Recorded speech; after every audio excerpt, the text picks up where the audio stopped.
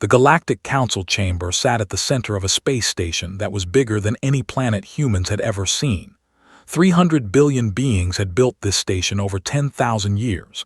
It hung in space like a city made of metal and light. The walls glowed with information from 1,000 different worlds. Every screen showed data about civilizations spread across the galaxy.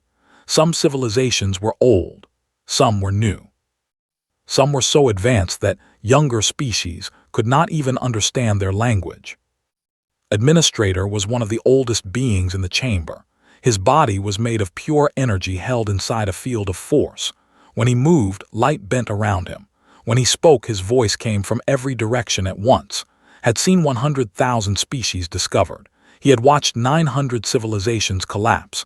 He had observed the same pattern again and again. Young species rose up.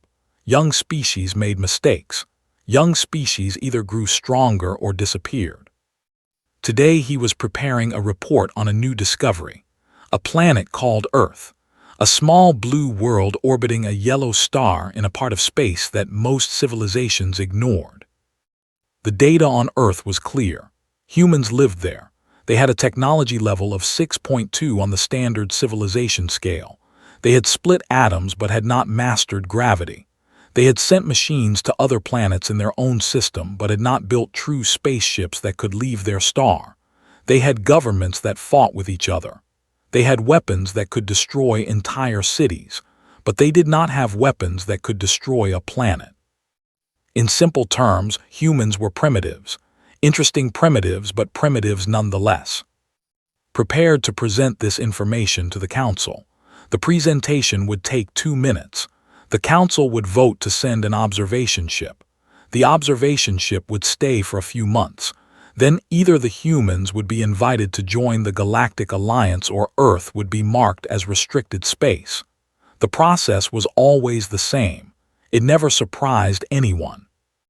Captain Hayes was younger than most officers in the Galactic Fleet. He had only 30 years of service.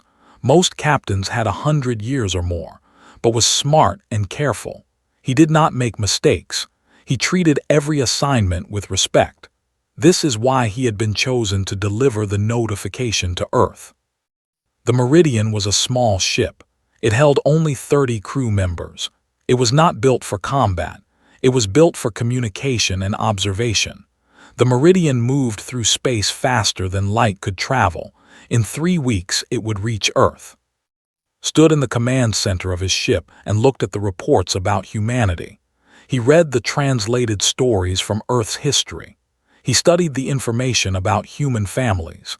He looked at images of human cities and human art. Something about humans interested him in a way that other species did not, but he could not explain what that something was. "Set course for Earth," he said to his navigation officer, a being named who came from a planet that orbited a red star. "Let them know we are coming. Send the first contact message in all their languages." The message went out. It took several hours to reach Earth. In the message, the Galactic Council welcomed humans to join the alliance of civilizations. The message explained that Earth had been observed and found to be ready for contact. The message said that humans could join the galactic community. They could have access to new technology. They could travel to other worlds. They could become part of something much larger than their small blue planet. The message did not say what the price of this joining would be.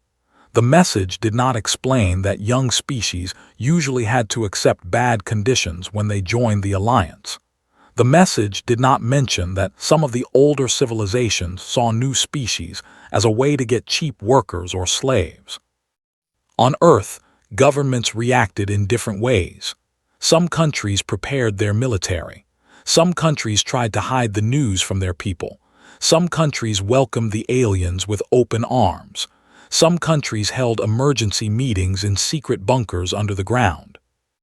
But one person was not thinking about government or technology or power. Her name was Ellen Cross. She worked for a department of the United Nations. Her job was to handle crises and protect people who could not protect themselves. She had spent 30 years doing this work. She had learned that when something seemed too good to be true, it usually was. Ellen watched the media coverage of the alien announcement. She watched people celebrate. She watched people fear. But most importantly, she watched the galactic database information that had been sent with the initial contact message. She read about the different species that were already in the alliance. She noticed something that others had missed. Several of the younger species in the alliance looked similar to each other. They were all smaller than they should be. Their genetic information showed signs of change, not evolution, change. Something had been done to them over time, something that made them less strong, something that made them easier to control. Ellen called Doctor to her office, was a scientist who studied genetics. He had a laboratory in the United Nations building. Ellen showed him what she had found, looked at the data for hours.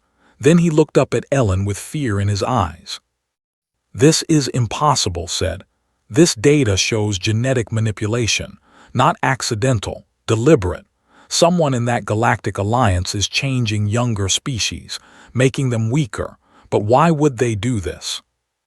Ellen did not answer. She already knew why. Control, power, the oldest story in the universe. Take something weaker and make it serve you.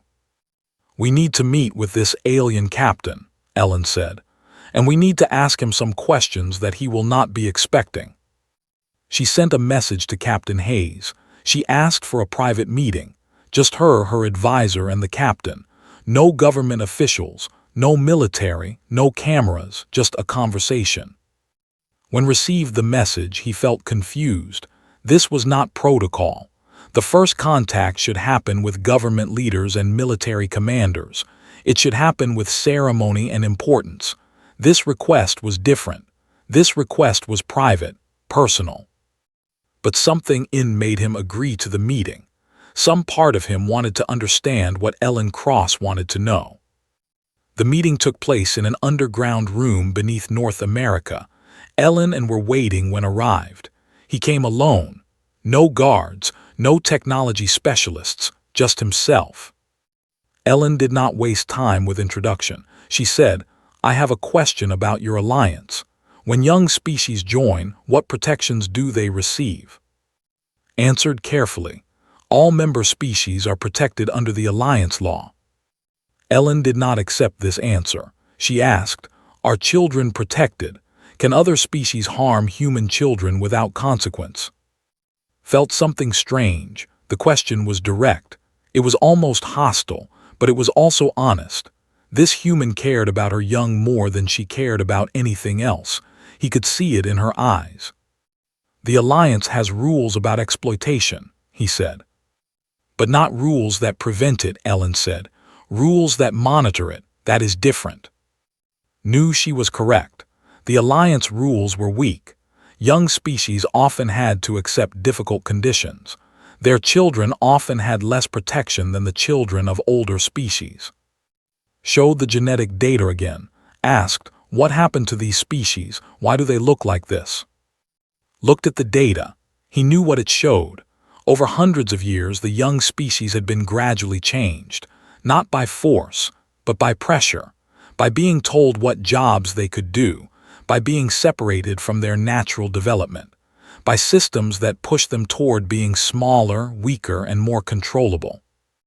"I do not know," said, but he was lying. He knew. He just did not want to admit it. Ellen understood. She said, "When we join your alliance, we need something different. We need guarantees, real protections, and we need representation on your council, someone to speak for us." Knew these demands would be rejected. The council would laugh at them, but something in him wanted to help this woman protect her children. Something in him recognized that she was asking for something important, something that should have been asked a long time ago. 3 months had passed since Ellen Cross requested special protections for Earth's children. 3 months of silence from the Galactic Council. During this time, Ellen worked with others in secret. She could not tell most people what she was doing. If the public knew that the Galactic Council had rejected human demands for child protection, there would be chaos and fear. Ellen called a private meeting with 4 people she trusted completely. General was the first person in the room. He had spent 30 years in military strategy. He understood how power worked. He understood how to prepare for threats that others did not see coming. Doctor was a genetics specialist. She had studied human DNA for her entire career. She understood what made humans different from other species. She could see things in genetic information that most scientists missed. Professor David taught philosophy and political theory at a university. He had spent his life thinking about how civilizations made decisions. He understood why people chose good or evil. Doctor was already part of Ellen's team. He had first discovered the genetic manipulation that had happened to younger species in the Alliance. Ellen placed the Galactic Council's official response on the table in front of them. The response was clear. The Council said no to human demands. The Council said humanity's request for child protection was unnecessary. The Council said the Alliance did not grant special rights to new members. The Council said that Ellen's request for representation was not serious. At the bottom of the message, there was something that made Ellen angry. The Council had included an audio recording. In this recording, the Council members were laughing.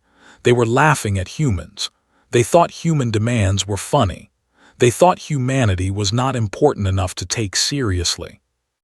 "They will do what they have done to the other young species," said quietly. She laid out genetic charts that showed the pattern. In about 300 years, humans will be physically smaller. We will be bred to accept serving the older species. We will think we chose this life, but we will not have actually chosen anything. Looked at the charts. How long until they start the program? If we join the Alliance, said, they could begin within a generation, not with force. They would do it through policy. They would offer human children certain jobs, jobs that seemed good, jobs that paid well. But the jobs would be selected to push human development in a direction that serves them. David spoke. This is not about military power. This is about control. They want to control humanity by changing what humans are, by changing our bodies, by changing what we think is normal. Added, they have done this to 9 different species. 9. We have the data right here. 9 species that probably started out strong and independent. Now they are small, weak. They do not even remember that they were once equal to the species that now control them. Ellen felt cold. She understood what was happening. The Galactic Council was not evil in the way humans thought of evil. They were not invading and destroying. They were inviting humans to join something that looked good. And then they would slowly change what humans were. We need to do something different, Ellen said. We need to understand these beings better than they understand themselves.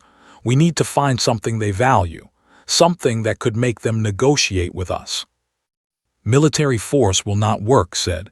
They have ships that could destroy entire continents. We cannot win a war. Then we need something else, Ellen said. We need leverage. Made a suggestion.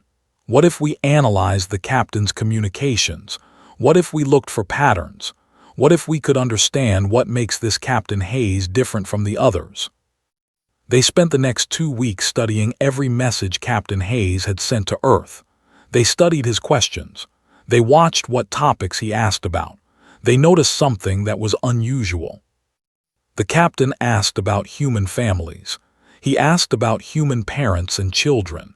He asked about stories where humans had risked everything to protect their young. He asked about human art and music and literature.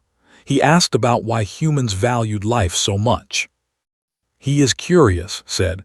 He is not just following orders. He is asking questions because he wants to understand something about us. Ellen made a decision. She sent another message to Captain Hayes. She attached something unexpected to the message. She attached stories. Human stories from different countries and different times. Stories about mothers who fought to save their children. Stories about fathers who died to protect their families. Stories about humans who took in strangers' children and raised them as their own. Stories that showed the core of what humans were. When Hayes received these stories, he did something his own instructions told him not to do. He read them. He studied them. He asked his crew questions about human psychology. He tried to understand why humans cared so much about protecting the young. And then he realized something. Whatever he was part of, whatever the Galactic Council was planning for humanity, was wrong. Sent a message back to Ellen Cross. He asked to speak with her in private. He asked about what he had learned. Ellen told him the truth. She told him about the genetic manipulation. She told him about the 9 species. She told him that if humans joined the Alliance, they would slowly be changed into something they did not want to be. Felt sick. He had spent 30 years in the Galactic Fleet. He had always believed the Council was just. He had always believed the Alliance was good. Now he understood that both those things were lies. "What will happen to the humans if you do not join?" he asked Ellen. "We will be as a restricted species," Ellen said. "Your council will not bother with us. They will move on to other planets. We will be left alone for now." "But eventually they will return," said. "Yes," Ellen said. "In 50 years or 100 years, they will return." Made a choice that would change everything. He decided to break his oath to the Galactic Council. He decided to help humans survive. He sent a message to Ellen and told her everything. He told her about the council's structure. He told her about which council members had the most power. He told her about the systems they used to control younger species. He gave her information about the fleets, about the weapons, about the vulnerabilities. Then he told her something that made Ellen understand that the situation was about to become critical. He told her that the council had rejected his reports about Earth. The council had sent him an order. They told him to complete the integration protocol and come home. If he refused, they would send a fleet to remove him. Ellen asked, "How long do we have?" Calculated the travel time from the Galactic Center to Earth. 14 days, he said, maybe less. Ellen closed the communication. She looked at. "Start preparing a proposal," she said. "The most radical proposal this world has ever seen. We are not going to let this happen. We are going to fight back, but not with weapons, with words, with truth, with something the Galactic Council has never encountered before." "What is that?" asked. Ellen stood up. "A species that refuses to be broken. A species that will demand justice instead of mercy. A species that will make them choose between coming to the negotiation table as equals or facing something they cannot fight." Nodded. He did not know how Ellen would do this, but he knew that she would find a way. Ellen Cross stood in front of the United Nations Assembly. The room was filled with representatives from 67 nations. Some of them were angry. Some of them were afraid. All of them were confused about what Ellen wanted them to do. Ellen had called this emergency meeting 10 hours ago. She had told the representatives that humanity's survival depended on what they decided in the next 12 hours. "The Galactic Council will arrive in 4 days, Ellen said. "They will arrive with 7 massive ships. Each ship is larger than any building humans have ever constructed. Each ship has weapons that could destroy entire cities. These ships are not coming to offer friendship. They are coming to force Earth to join the Alliance on very bad terms." A representative from Russia stood up. "You are saying we cannot fight them." "We cannot win a military fight," Ellen said. "Their technology is 4,000 years ahead of ours. We have no weapons that could harm their ships. If we attack, we will simply give them a reason to destroy us completely." "Then what do you want us to do?" the representative from China asked. "Surrender." Ellen shook her head. "I want us to offer them something they have never seen before. I want us to show them that humans are not a resource to be used. We are a species that will not accept slavery. We are a species that will not accept the transformation of our children into servants." General stood up next to Ellen. He had brought the proposal that Ellen had asked him to prepare. The proposal was printed on paper. It was also sent electronically to every representative in the room. The proposal was radical.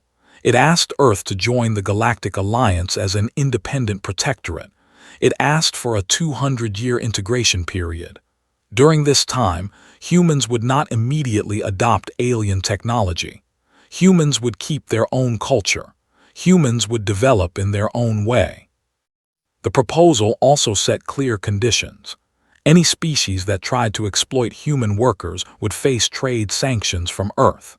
Any species that removed a human child without family approval would be permanently banned from trading with Earth. Any genetic modification of humans without consent would result in immediate economic isolation. And there was something else in the proposal, something that nobody had ever offered before. Humans would create something called the Protectorate Corps.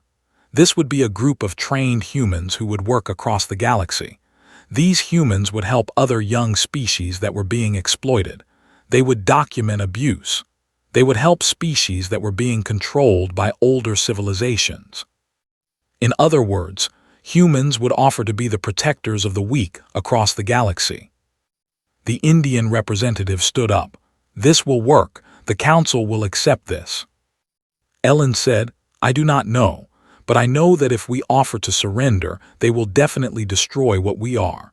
This plan offers them something they have never had before.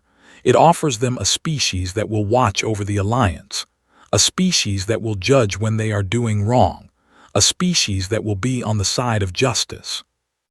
The American representative said, "And if they say no, if they attack us anyway?" Ellen answered, "Then we have already lost. But at least we will have lost fighting with honor. At least we will have shown the galaxy that humans are not servants. We are not resources. We are beings that value life and justice more than we value survival." The vote took 2 hours. Every nation would have to agree. Disagreement would mean the proposal would fail. But one by one, the nations voted yes. Even the representatives who were afraid voted yes, because they understood that Ellen was right. Surrender would destroy humanity's soul. This proposal was humanity's only real choice. Captain Hayes received Ellen's proposal from a hidden communication channel. He read it carefully. Then he did something that shocked everyone at the Galactic Council. He transmitted the entire proposal to Admiral. Admiral was the one who would command the fleet that was coming to Earth, was one of the oldest military officers in the Galactic Alliance. She had led 1,000 military operations. She had never lost a battle. In his message too wrote, "These humans are proposing something that the Council has never heard before. They are not asking for mercy. They are not asking for forgiveness. They are asking to become something new, something this galaxy has never had, something I believe it needs." Read the proposal with surprise. This was not normal for a young species. Young species usually begged. They usually asked for more time. They usually asked for protection from the Council. This species was asking to protect others. Transmitted a question to Ellen Cross. She asked, "Why should we accept this proposal? You are the weak. We are the strong. What do we gain by letting you keep your independence?" Ellen's response was simple and direct. "Because if you do not, you will learn what humans do when their children are threatened." Studied this message. It sounded like a threat, but there was no military force behind it. There was something else. There was determination. There was the willingness to fight even when winning seemed impossible. In the final hours before the fleet arrived at Earth, humans did something that surprised. They sent every communication channel open. They broadcast human stories across all frequencies. They broadcast personal messages from human parents. A mother talked about walking through radiation to find her son after a nuclear accident. A father talked about building a shelter from nothing to protect his family from a war. A grandmother talked about carrying her across a desert for 3 months to reach safety. A young man talked about working 2 jobs to pay for his sister's education so she could become a doctor. These were not political speeches. These were not military threats. These were just humans talking about what they would do for each other, what they would sacrifice, what they would endure. Captain Hayes transmitted his own message too. He said, "I have chosen to support these humans, not because they are strong, But because their definition of strength is different than ours, they are strong because they will sacrifice everything for those they love. They are strong because they refuse to look away when others suffer. I believe this galaxy needs to learn this kind of strength. Ordered her fleet to slow down. Then she ordered them to stop. Then she did something that shocked the entire Galactic Council. She ordered them to turn around. The fleet that had come to conquer Earth began the journey back to the galactic center. Sent one final message to Ellen Cross. You have shown me something I did not expect to see. You have shown me that this young species is dangerous, but not in the way we thought. You are dangerous because you refuse to bend. You are dangerous because you care about others more than you care about power. I am recommending that the Council accept your proposal. Ellen Cross closed her eyes. She had done it. Humanity would survive. But the struggle was just beginning. The real test of whether humanity could live up to its own promise was only starting. The real challenge would be whether humans could actually protect the weak when given the power to do so. 5 years had passed since the galactic fleet turned around. 5 years since Ellen Cross had forced the Council to accept humanity on Earth's terms. In that time, everything had changed. The Protectorate Corps was now real. It was an organization with military training and moral purpose. Commander Lisa led the first official team. She was 32 years old. She had joined the Protectorate Corps because she believed in what it stood for. Lisa's first mission took her to a planet called. The Collectors operated mining camps on. Inside those camps were children from 12 different species. The children had been taken from their families. They had been forced to work in mines that produced rare minerals. The adults from these species had either been killed or enslaved in other parts of the planet. The children were kept separated. They were given education that made them accept their situation. They were told that this was their purpose. They were told that they were born to serve the Collectors. Lisa brought a team of 15 humans. They did not bring weapons. They brought documents. They brought genetic specialists. They brought lawyers who understood galactic law.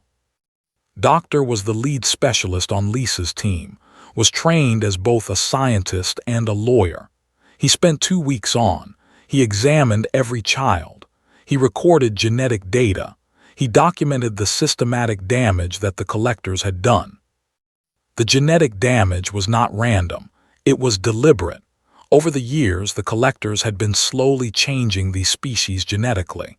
They had been making them smaller, making them weaker, making them dependent on the Collectors for survival. Created a report that was 30 pages long. He included photographs. He included genetic information. He included the long-term plan that the Collectors had been following. The plan would have taken another 100 years to complete, but the goal was clear. They wanted to turn these species into completely controlled servants. Lisa took this report to the leader of the Collectors. His name was. He was a being that looked like a giant insect. He had lived for 300 years. He had run the mining camps for all of those 300 years. Lisa said to him, I am offering you a choice. Release all the children from your mines. Pay restitution to their home worlds for the damage you have caused. Agree to never again exploit young species, or face the consequences. Laughed, he actually laughed. You are human, you are weak, you cannot threaten me, your protectorate is a joke, you have no real power. You are right, Lisa said calmly. We have no military power, but we have something else. She showed him a message. The message was from the administrators of Meridian Station. Meridian Station was one of the biggest trading centers in the Galactic Alliance. Thousands of species came to Meridian Station to buy and sell goods. The message said that Meridian Station was suspending all trade with the Collectors. Every species that did business with Meridian Station would have to stop doing business with the Collectors, or they would lose access to Meridian Station as well. Understood what this meant. Without trade, the Collectors could not survive. They could not get food. They could not get supplies. They could not get the resources they needed for their mining operations. Who authorized this? Demanded. An administrator who understands that protecting the weak is more important than making profit, Lisa said. Made a choice. He released the children. He agreed to pay restitution. He agreed to allow protectorate officers to monitor his mining operations to ensure he never again exploited vulnerable species. News of this victory spread across the galaxy. Other young species learned that there was an organization willing to fight for them. Other mining operations that were exploiting vulnerable species began to close down or change their practices. But there was a cost to this work. When the Protectorate operatives returned to Earth, many of them carried trauma. They had seen things that were hard to see. They had witnessed suffering that was hard to witness. They had made decisions that were hard to make. A man named Wells returned from a rescue mission on Prime. He had helped free 43 juveniles from genetic modification chambers. The chambers were machines that would have slowly changed the young beings into something else, something smaller, something less human, or less whatever species they were. Spent his first week back on Earth unable to speak about what he had seen. He could not sleep. He could not eat. He could not think about anything except the faces of those young beings looking at him with fear and confusion. Ellen Cross noticed this. She called a meeting of the Protectorate core leadership. She said, "This work is necessary, but it is also damaging to those who do it. We need to create support systems for our operatives. We need to make sure that when they come home, we help them heal." She created the integration protocol. This was a system where every operative who returned from a mission would receive mandatory counseling. They would talk to trained therapists. They would spend time with their families. They would have the choice to step away from field work if they needed to. This decision made Earth different from every other civilization in the Galactic Alliance. The older species did not think about the mental health of their soldiers. They did not care if soldiers carried trauma. They just sent them on more missions. But humans understood that saving others required first taking care of those who did the saving. This understanding became part of humanity's identity across the galaxy. Captain Hayes, who had never left Earth, spent his time advising Ellen Cross. He helped her understand how the Galactic Council thought. He helped her understand what would surprise them and what would not. One day said to Ellen, "The Council is beginning to understand something. They are beginning to understand that humans are different, not because of our technology, but because of our values."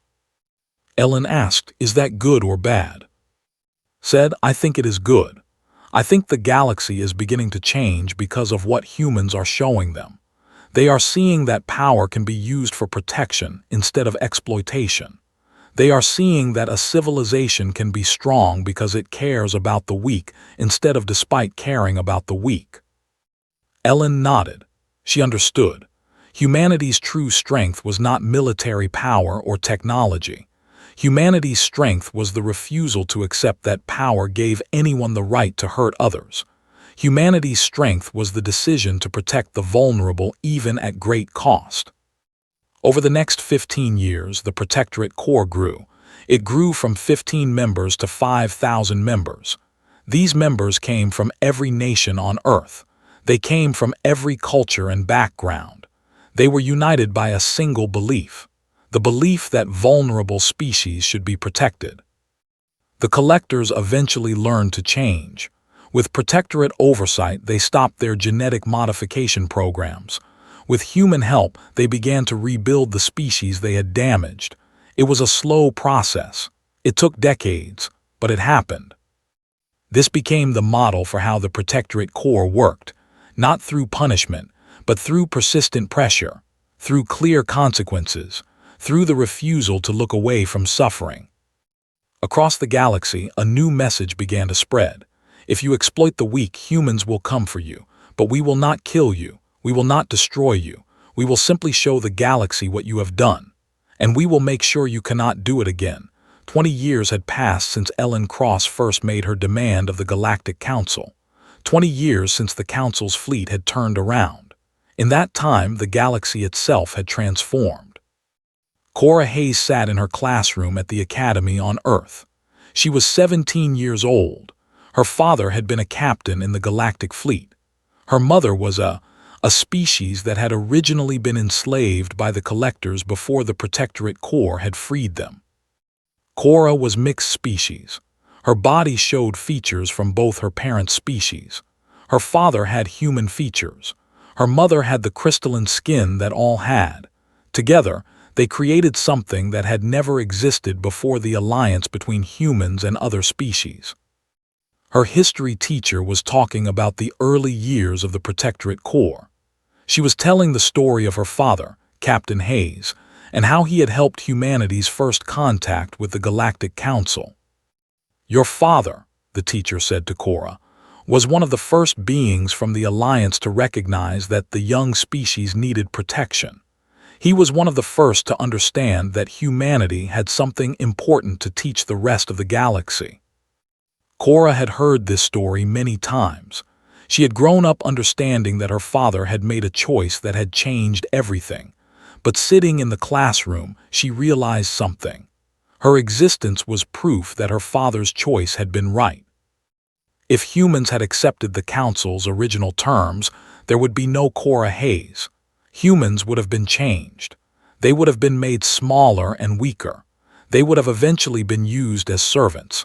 And a relationship between a human captain and a scientist would have been unthinkable. But because humans had refused to accept that choice, Cora existed. Because humans had demanded protection for their children, the galaxy had changed. Because humans had chosen to protect others, the doors had opened to new possibilities. Ellen Cross was no longer working in an active role in the United Nations. She was 82 years old, but she still came to the Council building every day. She advised younger leaders. She helped them understand that protecting the weak was not weakness. It was strength. One day, Admiral sent Ellen a message. Was the one who had commanded the fleet that had originally come to conquer Earth. Now she oversaw joint human council operations in the outer regions of space. She worked with humans to stop exploitation. She worked with the Protectorate Corps to free enslaved species. Wrote, "I have reviewed the historical records from the moment when my fleet stood above Earth. I have tried to understand what changed my mind. The tactical computers cannot identify the moment when my decision shifted. They cannot explain why I chose to retreat instead of attack. I wonder if it was the broadcasts from the humans. I wonder if it was Captain Hayes' personal message. Or perhaps it was simply that you made me see what the Galactic Council had become, and I did not like what I saw." Ellen responded, "I believe you changed your mind because you are a being capable of growth.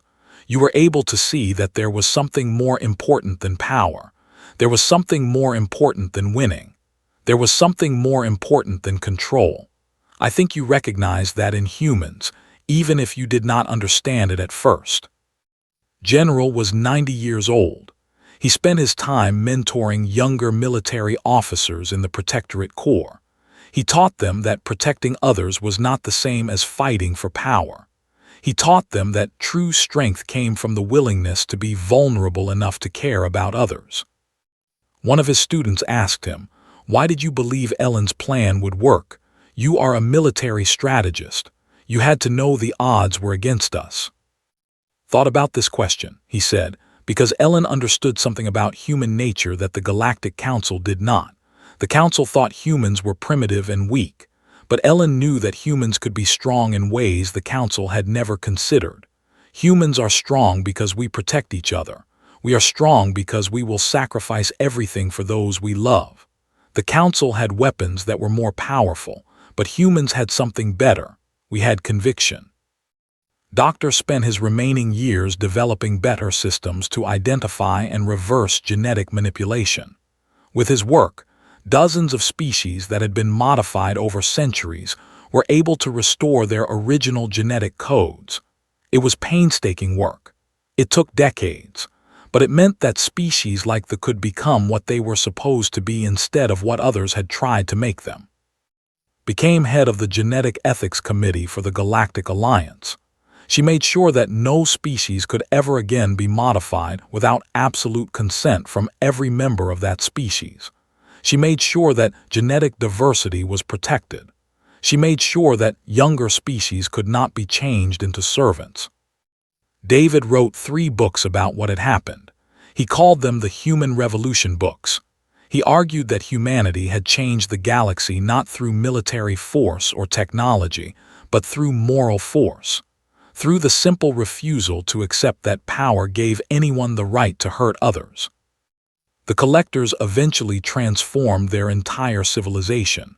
Under protectorate oversight, they stopped their mining operations on other worlds. They returned to their home planet. They studied what they had done wrong. They decided to try something different. They decided to try being a species that created rather than exploited. It took 100 years. But the collectors became friends to the very species they had once enslaved. Other civilizations began to change as well. Young species across the galaxy learned that they did not have to accept bad conditions. They learned that there were humans who would help them. They learned that there was an organization called the Protectorate Corps that would stand with them. Some of the older species were angry about this change. They saw the Protectorate Corps as a threat to their power. They tried to stop human expansion. They tried to limit what the Protectorate could do, but they were fighting against something they could not win against. They were fighting against human determination to protect the weak. In the 5,000 years that followed, the galaxy slowly transformed. It was a process that took, but the transformation was complete. The alliance of civilizations became a true democracy. Young species had the same voice as old species. Exploitation became rare instead of common. Younger beings were protected instead of changed into servants. And at the heart of this transformation was humanity. Not because humans became the most powerful civilization, not because humans built the most advanced technology, but because humans were the first civilization willing to say no to the old way of doing things. Humans were the first willing to demand justice. Humans were the first willing to protect those who could not protect themselves. Cora Hayes eventually became a diplomat. She worked for the Council. She helped different species understand each other. She helped species in conflict find peaceful solutions. When people asked her what made her good at her job, she always said the same thing. She said, "I am half human. I understand the human need to protect those we love. I am half. I understand the need to be protected. I think the galaxy works better when everyone understands both sides of that equation." On the 100th anniversary of First Contact, Earth held a celebration. Beings from 5,000 different species came to Earth. They stood in the place where Ellen Cross had first demanded protection for children. They stood in the place where humanity had refused to accept slavery. A representative from each species made a speech. When it came time for Earth's representative, Ellen Cross stood. She was 101 years old. She was very frail, but her mind was still sharp. She said, 100 years ago, our galaxy was a place where power determined everything. The strong took what they wanted. The weak had no choice. We came here and asked for one thing: protection for our children. The Council laughed at us. The Council thought we were insignificant, but we understood something that they did not. We understood that protecting the weak makes us strong. We understood that justice is more important than power. We understood that a civilization that forgets to care for its young is a civilization that is dying. Ellen paused.